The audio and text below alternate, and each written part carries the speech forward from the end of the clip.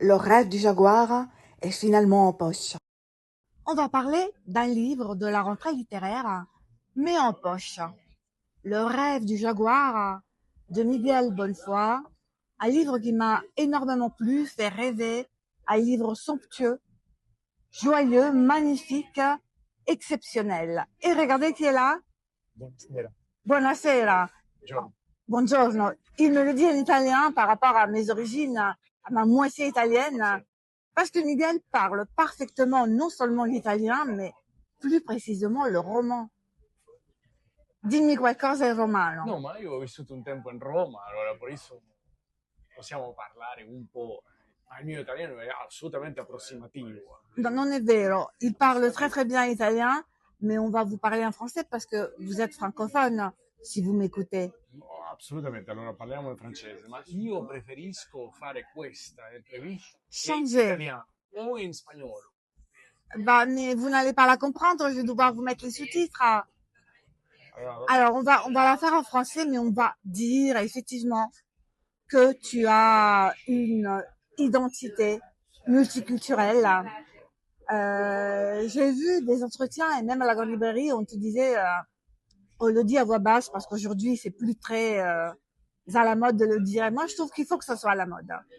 Je trouve que le multiculturalisme, même les ethnies différentes qui se mélangent et qui se conjuguent sont une force. oui, Est-ce qu'elles ont été une force pour toi? ils ont été une force.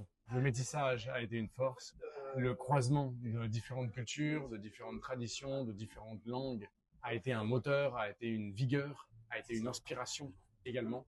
Et peut-être que en écrivant en français, eh bien, j'ai senti qu'il y avait plusieurs autres langues qui, en quelque sorte, arrosaient, qui abreuvaient le terreau du français.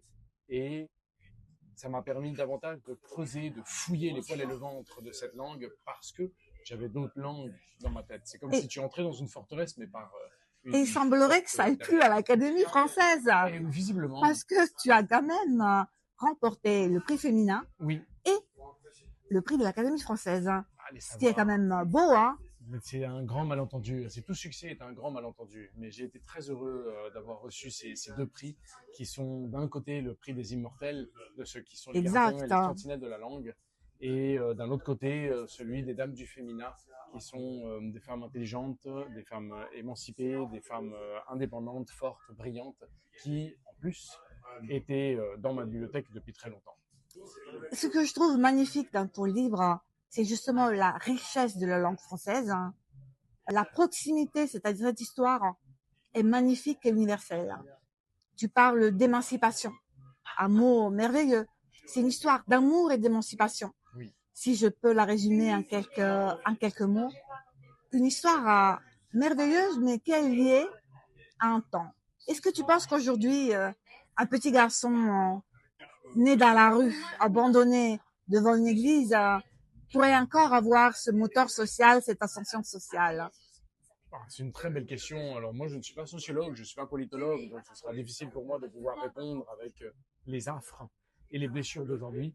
Mais je sais une chose, que si le rêve du jaguar a touché, a fait écho sur plusieurs personnes, c'est aussi parce que cette histoire qui est très singulière, qui est très authentique, qui est l'histoire de ma famille, Oui. qui est une histoire qui a une couleur propre, avait visiblement un relief et une épaisseur universelle qui a pu rebondir dans le cœur des autres. Et je trouve que c'est assez magnifique de se rendre compte que le thème de l'enfant orphelin, le thème des transfuges de classe, le thème aussi de la persévérance et de la ténacité pour pouvoir atteindre ses rêves, le fait de pouvoir passer d'une situation dans le ventre de la misère à monter l'échelle sociale pour pouvoir atteindre les hauteurs célestes, Oui. ce n'est pas quelque chose ni d'hier, ni d'aujourd'hui, ni d'ici, ni de là-bas, mais visiblement, ça rompt toutes les frontières. Et dans ton livre, il y a aussi une petite indication qui m'a fait rêver, je l'adore.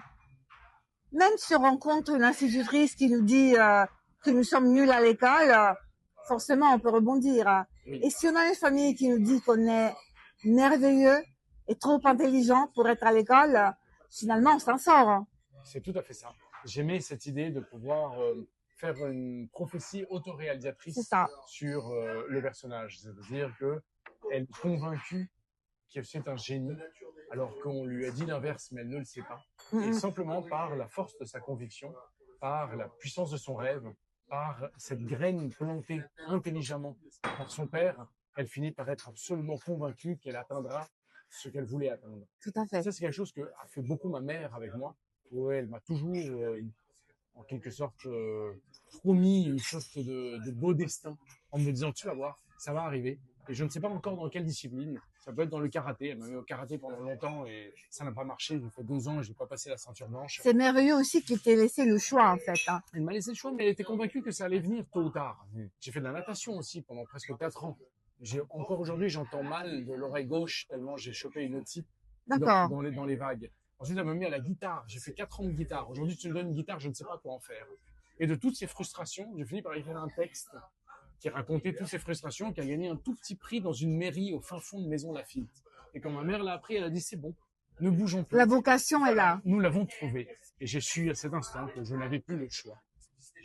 Et d'ailleurs, ton premier livre, tu es passé aussi par les nouvelles, qui sont d'ailleurs très belles.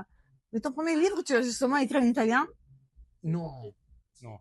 Allora, questa è una storia che è un po' complicata, è un po' colata. Allora, non so se abbiamo sufficiente tempo per parlare di questo. Allora non parliamone. Ma me lo racconterai un giorno. Assolutamente. Tu me le raconteras. Oui. Parce que dans ta biographie qu'on trouve partout, on dit ça. Hein. On dit que ton premier livre est... Voilà. Io lo so. Le premier livre est écrit en français. D'accord. Il s'appelle Quand on enferma le labyrinthe dans le Oui, Minotaure. c'est le Minotaure. Oui, C'est un truc inversé. c'est ça. Et il est écrit en français, mais il a été publié d'abord en italien. D'accord. Parce qu'il avait été traduit du français en italien par Simonetta De Franceschi et publié dans une maison d'édition. D'ailleurs, je voulais te dire, est-ce que comme Liberto Eco, tu fais traduire les livres par d'autres, mais tu regardes quand tu connais la langue dans laquelle ils sont traduits? Allora, sì, claramente. Je regarde et je vais quand même, avec ma petite loupe, regarder comment ils sont passés d'un bois à un autre. Et je suis toujours surpris de me rendre compte que le livre traduit est bien meilleur qu'en français. D'accord. Et que le travail de la traductrice et du traducteur a été celui de augmenter le texte. C'est très beau parce que c'est rare qu'un écrivain dise ça. Ah, mais j'en suis absolument convaincu. Le livre en italien est bien meilleur qu'en français. Le livre en espagnol est meilleur qu'en français. Souvent, le texte a été pensé en espagnol et ensuite écrit en français. Donc, fatalement, lorsque je le revois écrit en espagnol, c'est comme s'il avait fait une sorte de grand aller-retour. Oui, ça m'arrive aussi. Ça m'arrive aussi de devoir après me dire, mais ça, je peux pas le dire en français comme ça. Voilà. De trouver des escamotages pour m'en sentir. C'est exactement ça. Et donc, en quelque sorte, c'est une sorte de retour aux origines. C'est comme les lamentins qui reviennent à leur source. Et d'ailleurs, ce livre parle d'un pays qui est le Venezuela, qui pour tes origines, mais aussi, je pense, tu le racontes tellement bien, t'es cher. Hein. Oui, absolument. C'est le pays de mes origines, c'est le pays de ma mère, c'est le pays de mes ancêtres. Qui d'ailleurs, tu as appelé dans ce livre Venezuela. Ma mère, je l'ai appelé Venezuela. C'est magnifique, ça. Oui, je l'ai appelé comme le pays. C'est vrai que tu l'as incarné. Tu as incarné le pays. Elle est incarnée dans le pays. Oui, c'est ça. Elle porte la voix de ce peuple et elle porte aussi son histoire, en quelque sorte. Alors, c'est pas tout à fait ma mère, bien entendu. C'est une sorte de mélange. Comme tous les personnages de fiction, comme tous les personnages de fiction. À la fois un être de chair et à la fois un être d'encre et de grains de papier. Et c'est ensemble qu'elles ont été métissées, qu'elles ont été mélangées, qu'elles ont été tressées pour finalement donner ce personnage de Venezuela, qui est un personnage bigarré, fragmenté et fragmentaire. Et en lui donnant le nom de Venezuela, c'était une manière aussi de indiquer qu'elle allait être comme une sorte d'allégorie de la nation. De la nation, c'est ce que j'ai ressenti. C'est ce que j'ai ressenti aussi. Le rêve du jaguar sort d'une légende. Est-ce que les légendes, les mythes, les allégories sont importantes dans ton écriture? Oui, elles sont absolument essentielles. J'ai été biberonné au mythe, j'ai été biberonné à la fable, et même si je me mets à écrire des romans qui n'ont rien de mythologique, ça finit par transpercer, ça finit par suinter ça finit par ressortir dans une sorte de porosité narrative où les mythes apparaissent sans cesse. Et même si ce ne sont pas des références à des mythes directs, mais chaque personnage, du moins c'est ce que j'ai observé, a quelque chose d'un peu mythique, comme une sorte de destinée héroïque, comme si il y avait quelque chose d'oraculaire qui était déjà creusé dans l'anatomie, dans l'ADN de leur naissance, et qui petit à petit, par les ricochets romanesques, finissait par arriver là où il devait arriver et qu'il ne pouvait pas faire autrement. J'aime beaucoup cette idée de ces personnages qui sont enfermés à l'intérieur d'un même camp narratif dont ils ne peuvent s'échapper. Et ça, c'est quelque chose qui me passionne. D'où aussi le jeu avec les prolepses et les annonces régulières dont bien des années plus tard, il arrivera ceci, non, bien des années auparavant, il était arrivé ça. C'est une manière d'enfermer. D'ailleurs, quand on commence ce livre, on sait. Exacto. Absolument. Quand on commence le livre, on sait déjà que ce petit garçon déposé sur les marches de l'église, quoi qu'il arrive, aura une rue qui portera son nom. C'est ça. Donc après, ensuite, c'est l'arc transformationnel du personnage. Comment on va en arriver là? Voilà, comment Exactement. on est capable c'est ça, absolument. Et quand on lit ça, on peut se dire, bon, mais finalement, on m'a déjà dit comment ça va se terminer. Et non, ton livre, on peut pas le lâcher. À chaque instant, à chaque page du livre, il y a quelque chose qui nous attache, qui nous lie à cette expérience incroyable, à cette histoire incroyable et si belle qu'on aimerait qu'il y ait plus d'histoires vraies comme ça. Ouais. Comment on fait pour que la littérature puisse aider à faire sortir les jaguars déportés de Châton? Ça, c'est une très belle question. En ce qui concerne le style, qui est la première partie de ta question, tu n'imagines pas à quel prix ça a été fait. C'est du travail.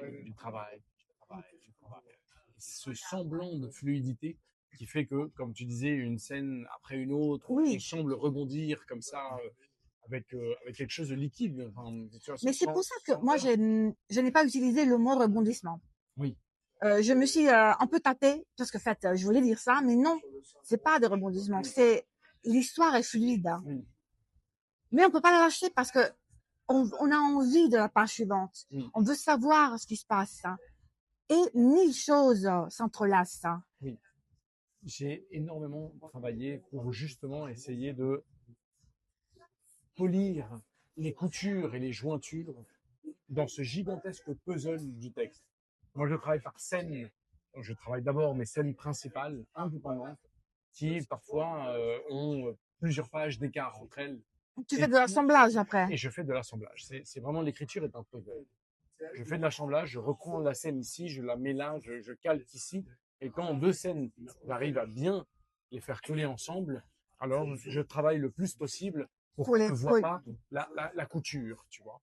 Et ça, c'est un énorme travail d'orfèvre, d'horloger, qui se joue en effet. De précision. Sa transition. Oui, parce qu'en fait, l'autre mot que je pourrais utiliser pour ce livre est la précision. Oui. Ce livre a une précision d'orfèvre, justement. Tout sonne juste. Entretien numéro 1 sur 3 de mon entretien avec Miguel Bonnefoy. La version intégrale est déjà sur mon blog et le lien est en bio. En attendant, je vous invite toutes et tous à aller lire Le rêve du jaguar en poche, un livre qui vous éblouira. Et pour découvrir encore plus de choses sur son écriture, rendez-vous ici et sur mon blog.